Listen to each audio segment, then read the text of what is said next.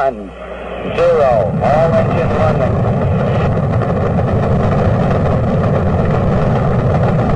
Liftoff. We have a liftoff. 32 minutes past the hour. Liftoff on Apollo 11.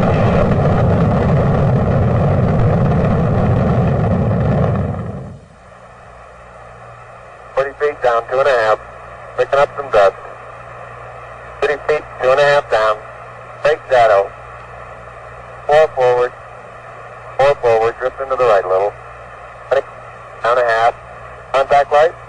Okay, engine stop. Houston, Tranquility Base here. The Eagle has landed. Roger, Tranquility. We copy you on the ground. You got a bunch of guys about to turn blue. We're breathing again. Thanks a lot. Okay, Neil, we can see you coming down the ladder now. I'm at the foot of the ladder. The limb footbeds are only depressed in the surface about 1 or 2 inches. I'm going to step off the limb now. That's one small step for man, one giant leap for mankind. Tony, this is so great you can't believe it. I believe it, Charlie. Get ready, John. Look at it go, would you, Charlie? You got all your steering to get straight. Oh, this is going to be some kind of different ride.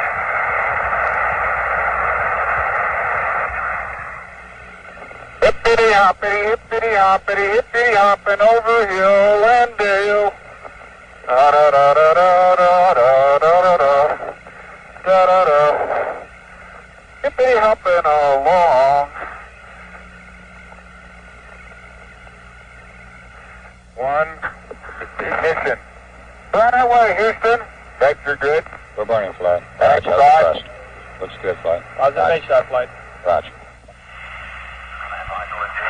Stand by for splashdown.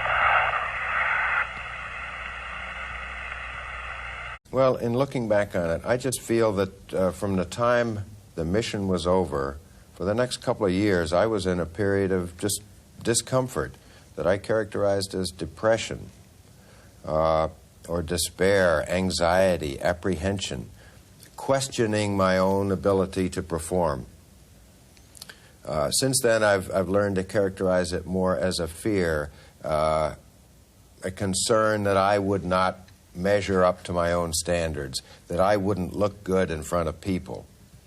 And I think that that's not something that astronauts alone share. Many people have those same fears, and they may call them depressions. They're periods of discomfort.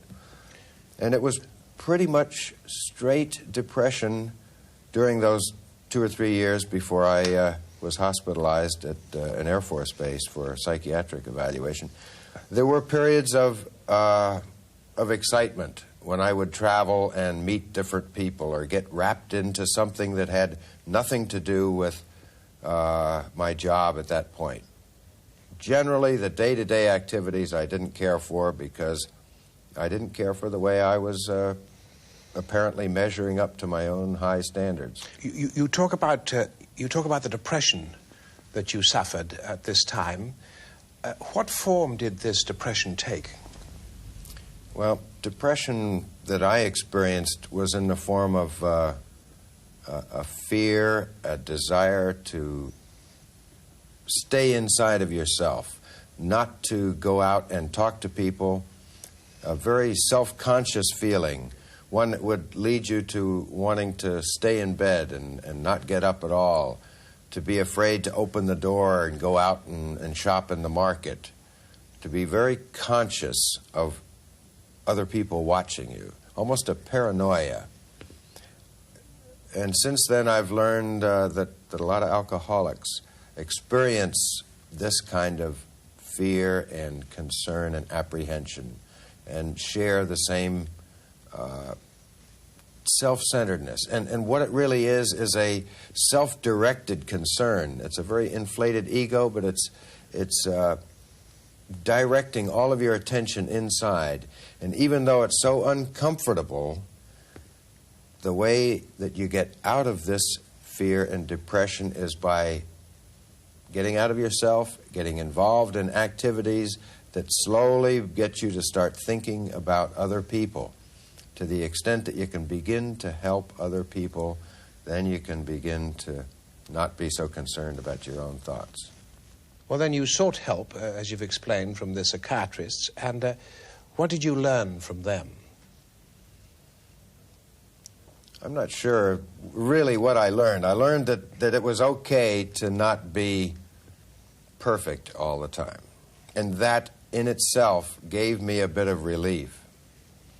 To having been demanding perfection out of myself and then seeing that I couldn't do that, and then learning that it was okay to do that, and it was also all right to tell people about that. It was then, shortly after I was in the hospital, that I decided to make some changes in my life. Number one was to change my marital status.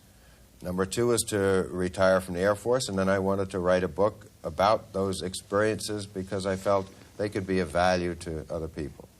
Well, my marriage didn't break apart at that particular point, but I did retire from the Air Force, and I did write the book Return to Earth.